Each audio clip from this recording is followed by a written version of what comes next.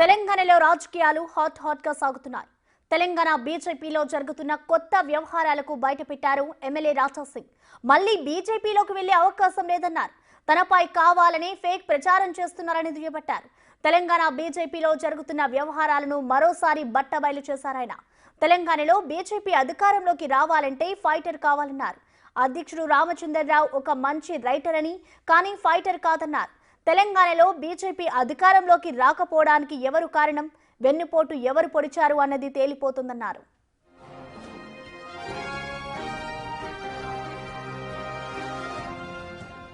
ఎంతో బాధతో పార్టీకి రాజీనామా చేస్తారన్నారు. మళ్లీ బీజేపీలో చేరే ప్రసక్తే లేదని కుండబద్దలు కొట్టేశారు ఎమ్మెల్యే రాజా సింగ్. బాగా ఆలోచించిన తర్వాతే పార్టీకి రాజీనామా చేస్తారని మనసులోని మాట బయటపెట్టారు. రాజా సింగ్ మళ్లీ బీజేపీలోకి వచ్చే ప్రయత్నాలు చేస్తున్నారంటూ కొందరు తనపై ఫేక్ ప్రచారం చేస్తున్నారని ఆవేదన వ్యక్తం చేశారు. గత వారం రాజా సింగ్ పై కీలక వ్యాఖ్యలు చేశారు బీజేపీ ఎంపీ ధర్మపురి అరవింద్. ఆయన పార్టీకి రాజీనామా చేశారని, ఆయన ఎప్పుడైనా వచ్చే అవకాశం ఉందని సూచనాప్రాయంగా చెప్పేశారు.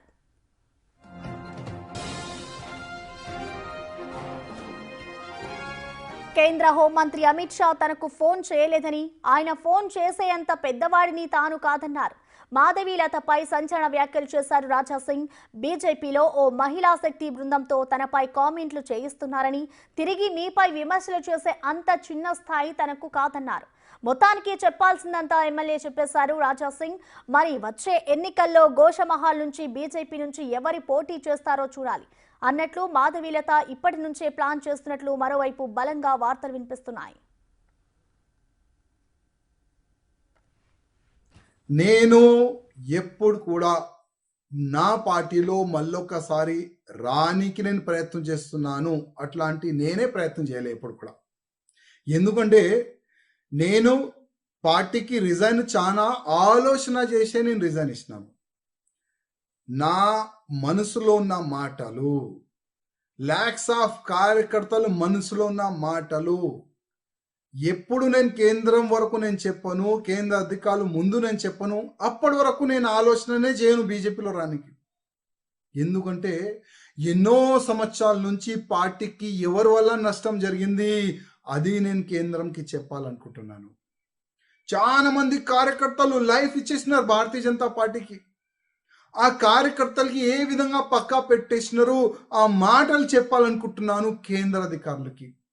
ఇవాళ వేరే పార్టీ ఏడ్చిన తర్వాత బీజేపీలో చేరుకున్నారు, రిస్క్ తీసుకొని వాళ్ళతోని ఎంత అన్యాయం చేసినారు వాళ్ళ గురించి చెప్పాలనుకుంటున్నాను కేంద్ర అధికారులకి. ఇదే నా ఉద్దేశం. Next Bharatiya Janata party government తెలంగాణలో రావాలంటే ఏమి చేస్తే బాగుంటుంది అది కేంద్రంకి చెప్పాలనుకుంటున్నాను. దాని వెనుక ఏమీ కూడా ప్లాన్ లేదు, ఏమీ కూడా కుట్ర లేదు. ఆ రిజైన్ వెనుక ఏమీ కూడా కుట్ర లేదు. అమిత్ షా గారే డైరెక్ట్ నాకు ఫోన్ చేస్తున్నారు, కొన్ని వార్తలు నడుస్తున్నాయి. నేను అంత పెద్ద వ్యక్తి కాను, ఎప్పుడు కూడా అమిత్ షా గారు నాకు ఫోన్ చేయలేదు, చెయ్యరు కూడా. నేను చాలా చిన్న వ్యక్తి, నేను చాలా చిన్న ఒక ఎమ్మెల్యే, ఒక కాన్స్టిట్యున్సీకి ఒక చిన్న ఎమ్మెల్యే. నాకు వాళ్ళు పెద్ద మనుషులు ఎక్కడ ఫోన్ చేస్తారు భయ్. నేను 5 years వరకు కేంద్రంకి లేఖ రాసిన, మెయిల్ చేసిన, తెలంగాణలో జరుగుతున్న తప్పుల గురించి నేను మెయిల్ చేసిన, లేఖ రాసిన. కానీ ఆ మెయిల్ కానీ ఆ లేఖ కానీ వాళ్ళ దృష్టికి వచ్చిందో లేదో తెలియదు. కానీ గతంలో అమిత్ షా గారు బేగంపేట ఎయిర్పోర్ట్లో వచ్చిన తర్వాత కూడా రిక్వెస్ట్ చేస్తారు, సార్ కలవాలి, చాలా తప్పులు జరుగుతున్నాయి తెలంగాణలో. అమిత్ షా గారు ఒక మంచి మనసుతో చెప్పినారు, నేను పిలుస్తాను. కానీ దానికైనా ముందే తెలంగాణలో ఏమైంది అందరికీ తెలుసు.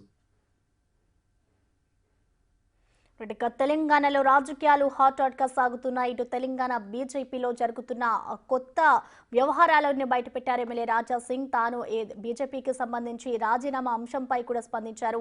దీనికి సంబంధించిన ఓవరాల్ డీటెయిల్స్ ని మా ప్రతినిధి వెంకట్ అందిస్తారు. వెంకట్, మనం చూస్తున్నాం ఇటు బీజేపీ నేతలకు సంబంధించి రాజా సింగ్ మరోసారి సంచలన వ్యాఖ్యలు చేశారు. ఒకవైపు రాజా సింగ్ ఎపిసోడ్, మరోవైపు చూసుకుంటే ఇటు ఈటెల ఎపిసోడ్. సో మొత్తానికి ఇటు చూసుకుంటే బీజేపీ అధిష్టానం వీటికి సంబంధించి ఏమైనా స్పందిస్తుందా అంటే, ఒకటే పార్టీకి సంబంధించి ఇన్ని విభేదాలు వస్తున్నాయి కాబట్టి అధిష్టానం ఎలా రియాక్ట్ అవుతుంది అనుకోవచ్చు?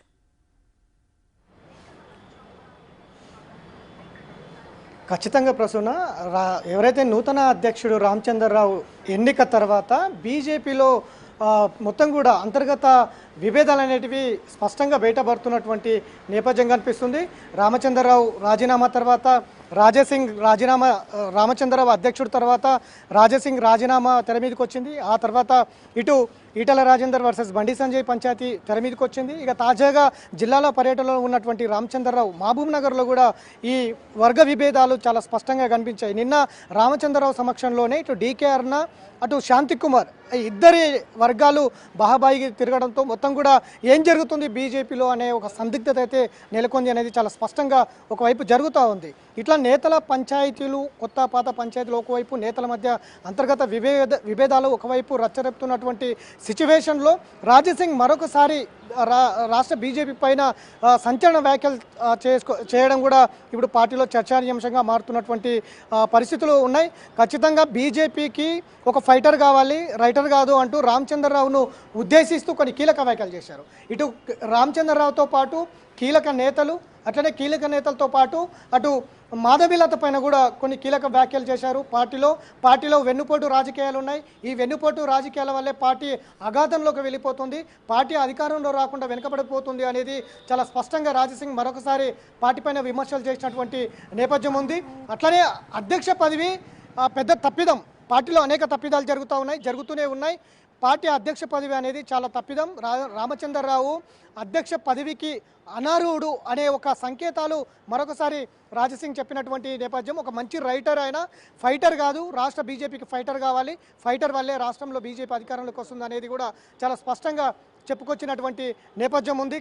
బీజేపీకి వచ్చే ప్రసక్తే లేదు, బీజేపీకి వచ్చే ప్రసక్తే లేదు, బీజేపీకి రాజీనామా ఆలోచించే చేసిన మొత్తం కూడా ఈ వెన్నుపోటు రాజకీయాల వల్ల పార్టీలో ఉండలేని పరిస్థితులు అంటూ కూడా ఆయన వ్యాఖ్యలు చేసినటువంటి నేపథ్యం కనిపిస్తుంది. రాజాసింగ్ చేసినటువంటి వ్యాఖ్యలు ప్రస్తుతం బీజేపీలో జరుగుతున్నటువంటి పరిస్థితులు చాలా స్పష్టంగా అద్దం పడుతున్నది అనేది చాలా స్పష్టంగా అర్థమవుతున్నటువంటి పరిస్థితులు ఉన్నాయి.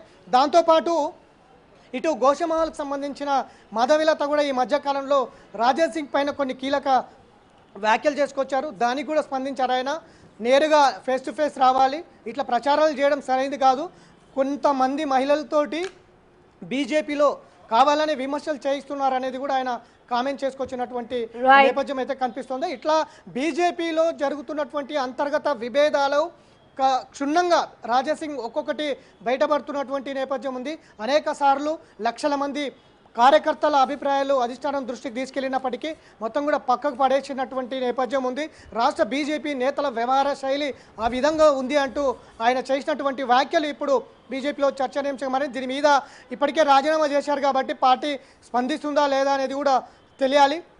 దీంతో పాటు వచ్చే భవిష్యత్తులో ఈ అంతర్గత విభేదాలను ఏ విధంగా ముందుకు తీసుకెళ్తారో, ఏ విధంగా దాన్ని సద్దుమణిగిస్తారనేది అయితే సస్పెన్స్ కొనసాగుతుంది. ప్రసన్న.